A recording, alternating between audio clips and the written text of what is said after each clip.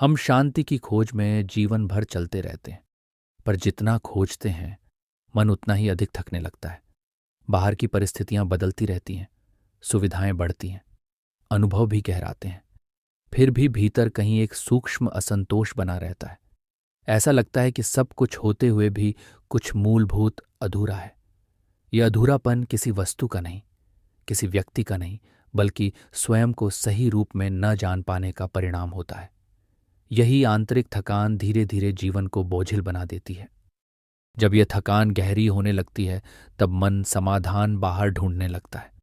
कोई वातावरण बदलना चाहता है, कोई संबंधों से दूरी बना लेता है, कोई ध्यान और मौन को ही अंतिम उपाय मान बैठता है।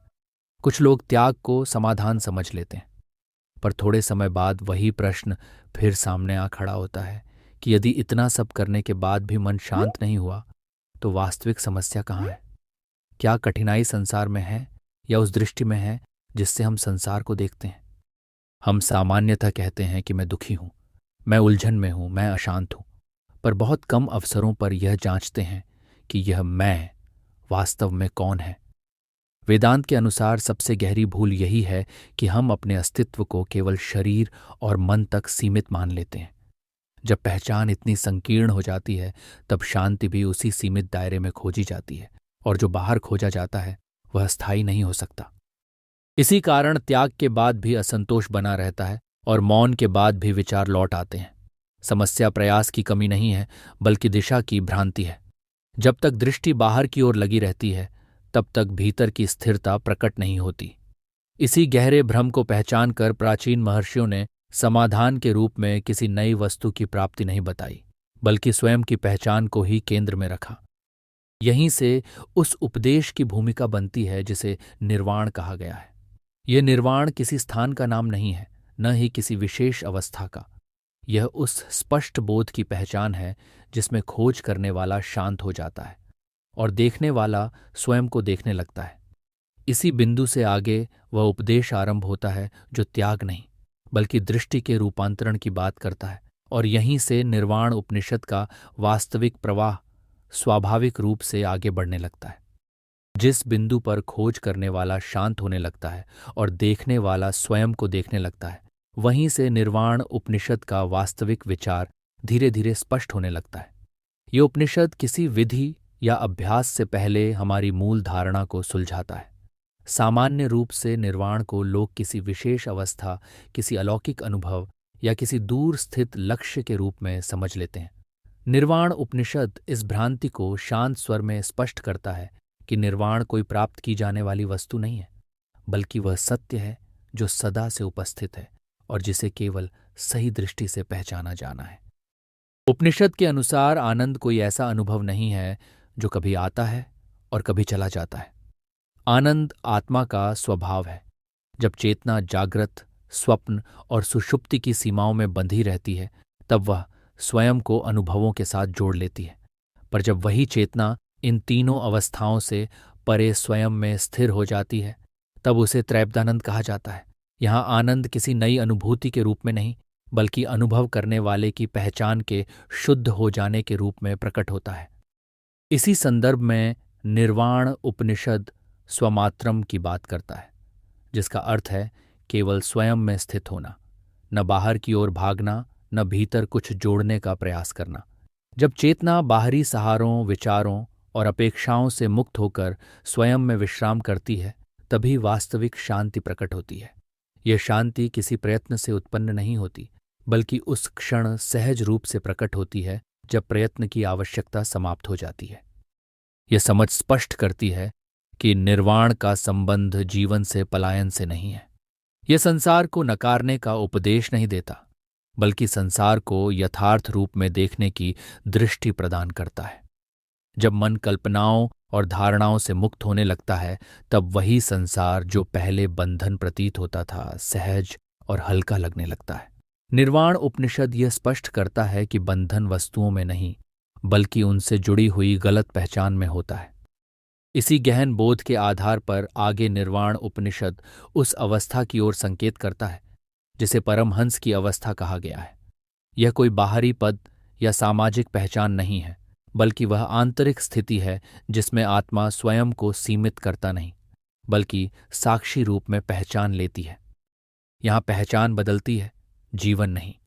परमहंस का अर्थ है वह चेतना जो बंधन और मुक्ति के विचारों से भी परे होकर सहज रूप से स्थिर हो जाती है और जिसमें किसी सिद्धि या विशेष उपलब्धि का आग्रह शेष नहीं रहता। उपनिषद यह स्पष्ट करता है कि सन्यास बाहरी परित्याग का नाम नहीं है। कौपीन, कंथा और दंड जैसे प्रतीक आंतरिक स्थिति की ओर संकेत करते हैं, न कि किसी अनिवार्य आचरण की ओर। जब अहंकार, अपेक्षा और स्वामित्व की ग्रंथि ढीली पड़ जाती है, तभी वास्तविक सन्यास घटित होता है। ये त्याग वस्तुओं का नहीं, पहचान का होता है। इसलिए परमहंस वह है जो संसार में रहते हुए भी मन के बोझ से मुक्त रहता है और परिस्थितियों के बीच सहज बना रहता है। इसी क्रम में उपनिषद गगन सिद्धांत और अमृत कल्लोल जैसे बिंबों का प्रयोग करता है। इनका आशय किसी रहस्यमय लोक का वर्णन नहीं, बल्कि उस व्यापक चेतना का संकेत है जो सीमाओं से मुक्त होती है। जब चेतना आकाश की भांति व्यापक हो जाती है, तब जीवन में आने जाने वाली स्थितियां तरंगों के समान प्रतीत होती हैं। वे आती हैं और चली जाती हैं, पर भीतर का आधार अचल बना रहता है। यही स्थिरता वास्तविक स्वतंत्रता का स्वरूप है। यह समझ भी आवश्यक है कि परमहंस की अवस्था किसी एक अभ्यास का परिणाम नहीं, बल्कि अभ्यासों के परिपक्व हो जाने का स्वाभाविक फल है। जब विवेक स्पष्ट हो जाता है, तब नियम और विधियां अपने आप सहज हो जाती हैं। उपनिषद भय, मोह, शोक और क्रोध के क्षय की बात करता है, जो किसी दमन से नहीं, बल्कि स्पष्ट बोध से घटित होता है। जब सत्य दिखने लगता है, तब असत्य का प्रभाव स्वयं ही शिथिल होने लगता है। इसी आंतरिक परिपक्वता से आगे जीवन मुक्ति की भूमिका बनती है। जीवन मुक्त वह नहीं है जो संसार से कट गया हो, बल्कि वह है जिसकी पहचान संसार से बंधी नहीं रही। कर्म चलते रहते हैं, पर कर्तापन ढीला पड़ जाता है। यही कारण है कि आगे का उपदेश योग, अनुशासन और साधना को किसी लक्ष्य तक पहुंचने के साधन के रूप में नहीं, बल्कि इस स्पष्टता को स्थिर करने के स्वाभाविक माध्यम के रूप में प्रस्तुत करता है, जिसे क्रमशः समझा जाएगा। यदि यहाँ तक उपनिषद का यह उपदेश आपको भीतर से सही और सार्थक लग रहा हो, तो इस वीडियो को जरूर लाइक करें और टिप्पणी में निर्वाण लिखकर अपनी अनुभूति साझा कीजिए। इसी स्पष्टता की पृष्ठभूमि में आगे निर्वाण उपनिषद योग और अनुशासन की चर्चा करता है। यहाँ योग का अर्थ किसी विशेष शारीरिक अभ्यास या कठिन साधना से नहीं है, बल्कि उस स्थिति से है जिसमें मन अपनी चंचलता खोकर सहज रूप से शांत हो जाता है। उपनिषद संकेत देता है कि जब विवेक जागृत हो जाता है, तब मन को बलपूर्वक रोकने की आवश्यकता नहीं रहती, क्योंकि उसकी गति स्वयं ही मंद होने लगती है। इसी संदर्भ में अजपा गायत्री और उन्मनी अवस्था का उल्लेख आता है। अजपा का अर्थ है वह जप जो बिना बोले, बिना प्रयास के निरंतर चलता रहता है। ये किसी मंत्रोच्चार की क्रिया नहीं, बल्कि श्वास और चेतना के स्वाभाविक प्रवाह का बोध है। उन्मनी अवस्था वह स्थिति है जहां मन विषयों से हटकर अपने ही स्रोत की ओर लौटने लगता है।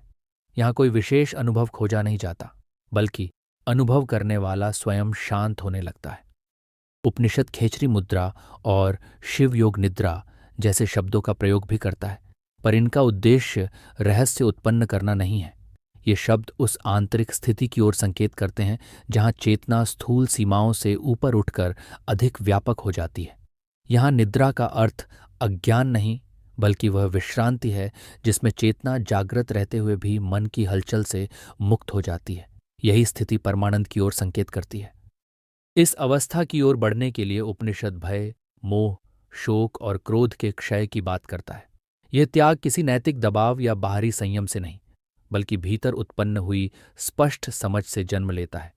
जब साधक यह देख पाता है कि भय, मोह, शोक और क्रोध मन की अस्थायी प्रवृत्तियां हैं और आत्मा का स्वभाव नहीं है, तब उनका प्रभाव स्वाभाविक रूप से ढीला पड़ने लगता है। यह परिवर्तन किसी एक क्षण में नहीं होता, बल्कि धीरे धीरे घटित होता है। पर जैसे ही बोध स्थिर हो जाता है, वैसे ही यह रूपांतरण सहज, गहरा और स्थायी बन जाता है। यहीं से जीवन मुक्ति का अर्थ स्पष्ट होने लगता है। जीवन मुक्त वह नहीं है जो देह या संसार से अलग हो गया हो, बल्कि वह है जिसकी पहचान उनसे बंधी नहीं रही। कर्म चलते रहते हैं, पर कर्तापन की ग्रंथि ढीली पड़ चुकी होती है। निर्वाण उपनिषद ये स्पष्ट करता है कि मुक्ति किसी भविष्य की उपलब्धि नहीं, बल्कि वर्तमान में स्थित एक स्पष्ट पहचान है। इसी पहचान को स्थिर करने के लिए आगे ब्रह्मचर्य, अनुशासन और साधना की चर्चा आती है, जो अंतिम बोध की स्वाभाविक तैयारी बनती है। इसी अंतिम तैयारी के रूप में आगे निर्वाण उपनिषद उस बोध की ओर संकेत करता है जिसे अद्वैत कहा गया है। यहाँ अद्वैत कोई दार्शनिक सिद्धांत नहीं, बल्कि प्रत्यक्ष स्पष्टता है कि देखने वाला, देखने की प्रक्रिया और देखा जाने वाला तीनों वास्तव में अलग नहीं है। जब यह विभाजन ढीला पड़ने लगता है, तब चेतना अपने स्वाभाविक स्वरूप में स्थिर हो जाती है। यही वह अवस्था है जहाँ ब्रह्म को जानना किसी ज्ञान की उपलब्धि नहीं, बल्कि स्वयं को पहचानने की सहज स्पष्टता बन जाता है। उपनिषद बार बार यह स्पष्ट करता है कि यह बोध किसी विशेष समय पर घटित होने वाली घटना नहीं है। ब्रह्म कोई दूरस्थ सत्ता नहीं, बल्कि वही चेतना है जिसके द्वारा अब भी यह सब देखा और अनुभव किया जा रहा है। जब कल्पना, अपेक्षा और भय का आवरण धीरे धीरे हटने लगता है, तब वही चेतना स्वयं को स्वप्रकाश रूप में प्रकट करती है। इसे पाने के लिए कुछ जोड़ना नहीं पड़ता, केवल जो असत्य रूप से जोड़ा गया है उसका क्षय होना पर्याप्त होता है। इसी संदर्भ में उपनिषद ब्रह्मचर्य, कंठा, कौपीन और यज्ञोपवीत जैसे शब्दों का आंतरिक अर्थ स्पष्ट करता है। यहाँ ब्रह्मचर्य का अर्थ केवल संयमित जीवन नहीं, बल्कि वह स्थिति है जिसमें चेतना निरंतर ब्रह्म में स्थित रहती है। यज्ञोपवीत बाहरी धागा नहीं, बल्कि तुरीय बोध का निरंतर स्मरण है। जब यह दृष्टि स्पष्ट हो जाती है, तब जीवन की प्रत्येक क्रिया सहज, सरल और बोझ रहित हो जाती है। इस अवस्था में संसार न तो त्याज्य प्रतीत होता है और न ही आकर्षण का कारण बनता है। वह जैसा है वैसा ही देखा जाता है। उपनिषद संसार की तुलना स्वप्न से करता है, ताकि उसके अस्थायित्व को समझाया जा सके, न कि उसे नकारा जाए। जब यह स्पष्ट हो जाता है कि परिवर्तनशील कभी स्थायी नहीं हो सकता, तब मन स्वाभाविक रूप से स्थिर की ओर उन्मुख हो जाता है। यही स्थिरता ब्रह्म स्वरूप की पहचान है। अंततः निर्वाण उपनिषद यह स्पष्ट करता है कि मोक्ष कोई बाहरी उपलब्धि नहीं, बल्कि स्वभाव की पुनः पहचान है। जब अहंकार, ममता और कर्तापन की जड़ ढीली पड़ जाती है, तब जीवन संघर्ष नहीं, बल्कि सहज प्रवाह बन जाता है। यही जीवन मुक्ति है, यही अद्वैत बोध है और यही निर्वाण का वास्तविक अर्थ है। ये उपदेश किसी को प्रभावित करने के लिए नहीं, बल्कि उस सत्य की ओर संकेत करने के लिए है जो हर क्षण, हर अनुभव के मूल में पहले से ही उपस्थित है। यदि यह उपनिषद का उपदेश आपको भीतर तक स्पर्श करता है, तो इसे केवल सुनकर छोड़ देना ही पर्याप्त नहीं है। जो बात स्पष्ट हुई है, उसे थोड़ी देर ठहरकर अनुभव करना भी उतना ही आवश्यक है। निर्वाण उपनिषद किसी मत को अपनाने का आग्रह नहीं करता, बल्कि स्वयं को देखने की दृष्टि प्रदान करता है। जब कोई विचार भीतर शांति लाता है या दृष्टि को थोड़ा स्पष्ट करता है, तो समझना चाहिए कि उपनिषद का उपदेश अपना कार्य कर रहा है। निर्वाण उपनिषद का सबसे गहरा संदेश यह है कि मुक्ति भविष्य की कोई उपलब्धि नहीं, बल्कि वर्तमान में स्थित पहचान है। ये उपदेश हमें यह देखने के लिए प्रेरित करता है कि हम जिन बंधनों से जूझते हैं वे वस्तुओं या परिस्थितियों में नहीं, बल्कि अपनी गलत पहचान में निहित होते हैं। जब यह पहचान शरीर और मन से हटकर साक्षी में स्थिर होने लगती है, तब वही जीवन जो पहले बोझ प्रतीत होता था, सहज और हल्का अनुभव होने लगता है। यह उपनिषद यह भी स्पष्ट करता है कि संन्यास जीवन से पलायन नहीं है। परमहंस, योग, अनुशासन और ब्रह्मचर्य जैसे शब्द किसी बाहरी आचरण की अनिवार्यता नहीं बताते, बल्कि आंतरिक परिपक्वता की ओर संकेत करते हैं। जब अहंकार, ममता और कर्तापन की पकड़ ढीली पड़ जाती है, तब कर्म अपने आप सरल हो जाते हैं। यही जीवन मुक्ति का स्वरूप है, जहाँ जीवन रुकता नहीं, बल्कि संघर्ष से मुक्त होकर स्वाभाविक प्रवाह बन जाता है। अद्वैत का बोध इसी स्पष्टता का चरम बिंदु है। यहाँ देखने वाला, देखने की प्रक्रिया और देखा जाने वाला अलग नहीं रह जाते। ये कोई दार्शनिक निष्कर्ष नहीं, बल्कि अनुभव की सहज सादगी है। उपनिषद बार बार यह स्मरण कराता है कि ब्रह्म कोई दूरस्थ सत्ता नहीं, बल्कि वही चेतना है जिसके द्वारा यह सब अब भी देखा जा रहा है। जब यह समझ स्थिर होने लगती है, तब भय, मोह और शोक अपने आप क्षीण होने लगते हैं। यदि यह चर्चा उपयोगी लगी हो तो इस वीडियो को पसंद करना केवल एक औपचारिक क्रिया नहीं, बल्कि ऐसे शास्त्र सम्मत और गहन विषयों को आगे तक पहुंचाने में एक सहयोग है। इसे उन लोगों के साथ साझा कीजिए जो जीवन की समस्याओं का समाधान बाहरी उपायों में नहीं, बल्कि भीतर की समझ में खोजना चाहते हैं। ऐसे विषय तभी आगे बढ़ते हैं जब उन्हें सही श्रोताओं का साथ मिलता है। इस चैनल पर उपनिषदों और वेदांत के ऐसे ही शांत, गहरे और प्रामाणिक उपदेश नियमित रूप से प्रस्तुत किए जाते हैं। यदि आप इस प्रकार के उपनिषद विचार से जुड़े रहना चाहते हैं तो चैनल को सब्सक्राइब करना और नोटिफिकेशन को सक्रिय रखना आगे की यात्राओं में सहायक होगा। ये कोई आग्रह नहीं, बल्कि निरंतर अध्ययन और मनन का एक सहज माध्यम है। कमेंट में यह अवश्य बताइए कि इस उपनिषद के किस भाग ने आपको सबसे अधिक सार्थक, स्पष्ट या स्पर्श करने वाला अनुभव दिया। तमेव भान्तमनुभाति सर्वम, तस्य भाषा सर्वमिदं विभाति, तमसो मां ज्योतिर्गमय इति शुभम। इसी भाव के साथ इस निर्वाण उपनिषद को हृदय में धारण कीजिए।